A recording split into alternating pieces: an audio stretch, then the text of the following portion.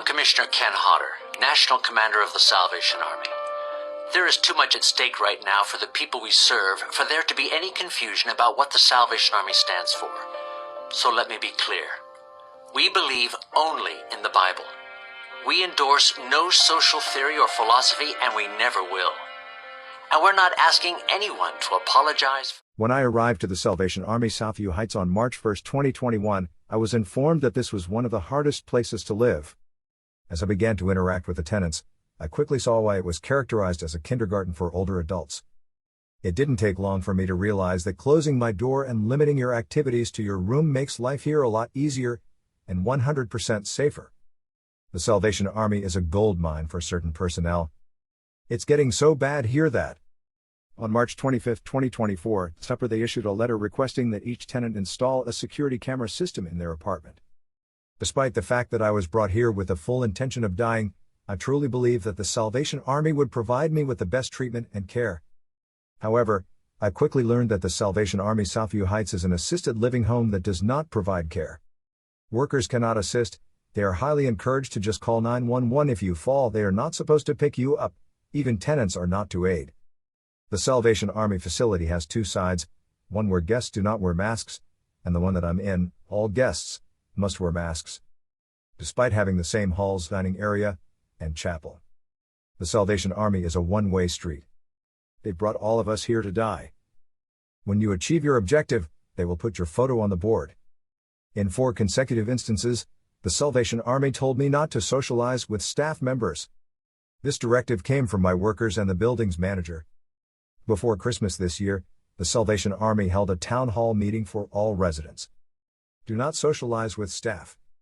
Allow me to share an interesting anecdote. Every year, a Christmas box is prepared for the staff. This year, the box contained an impressive sum of over $4,800. This money comes from the tenants and their families. While this is admirable, the tenants expressed their distrust in the management's ability to count the money accurately. Consequently, 2 tenants were required to be present during the counting process. Before I arrived at the Salvation Army, I received monthly benefits exceeding $300 for rent through my enrollment in the Shelter Aid for Elderly Renters, SAFER program. This program was a lifeline for me, ensuring that I could afford a secure and pleasant place to live, as well as medical care, as an older person on a fixed income. This program compensated me for my pharmaceutical coverage. Because I currently live at the Salvation Army, and my doctor prescribed an outside pharmacy, PharmaCare only covers 75% of my prescriptions. I now pay 25%.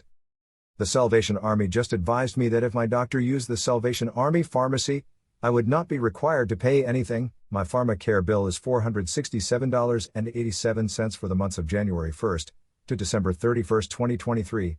Unfortunately, this essential benefit has been terminated. So there isn't any money in my bank to pay for my PharmaCare. This is all because I moved into the Salvation Army. The money formerly allotted by SAFER to the renters has been transferred to cover the Salvation Army's expenditures throughout everyone's stay here. The SAFER statement suggests that the Salvation Army is collecting funds in the names of tenants who are unaware of SAFER, which stands for Shelter Aid for Elderly Renters. This program provides financial assistance to eligible elderly tenants on fixed incomes to help cover the costs of their monthly rent. However, the fact that none of the tenants are aware of SAFER raises concerns about transparency and communication. The reason I was enrolled in the Shelter Aid for Elderly Renters, SAFER program is that I'm only making $1,614.78 per month. Prior to my arrival at Salvation Army Southview Heights, I had a complete evaluation. The Salvation Army painstakingly examined every part of my background, hoping to get extensive information about my personal history, as well as all tax and financial information. On March 1, 2021, I moved into the Salvation Army. My monthly government check is $1,614.78. The Salvation Army took 70% of this amount before deductions plus cable, $30. Telephone, $26.20. Hydro, $18. My total rent on March 1, 2021, was $1,215.58. This is what I was paying in December 2023, $1,218.06. The Salvation Army says you must file your income taxes with the CRA every year to be eligible for a publicly subsidized income-tested client rate. As a diligent and meticulous individual, I have consistently filed my taxes with utmost accuracy year after year, maintaining an exemplary record of 100% compliance. The Salvation Army consistently deducts 70% of the total amount before deducting my pharmacare $467.87 and other expenses. Plus, each time when I give the Salvation Army a money order for my rent, they consistently try to withdraw my rent again on the first day of each month. Then on October 10, 2023, the Salvation Army stated that I made $26,290.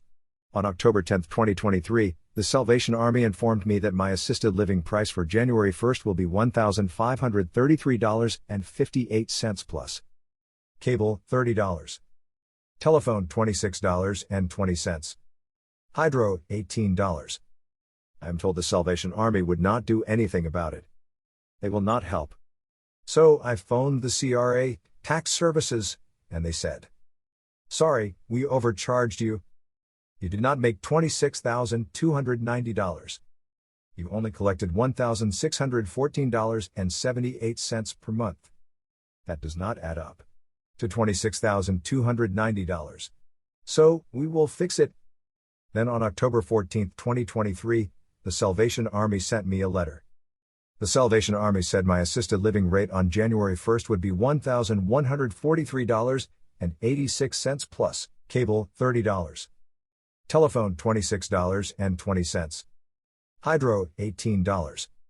Then on December 27th, the Salvation Army said my assisted living rate on January 1st would be $1,275.28 plus cable $30, telephone $26.20, hydro $18.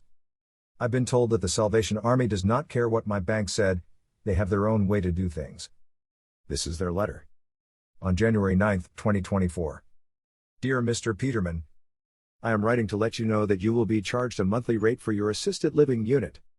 $1,275.28 plus $74.20 total $1,348.48. I was told not to trust them 100%. I gave them a money order for $1,218.06 for my January rent.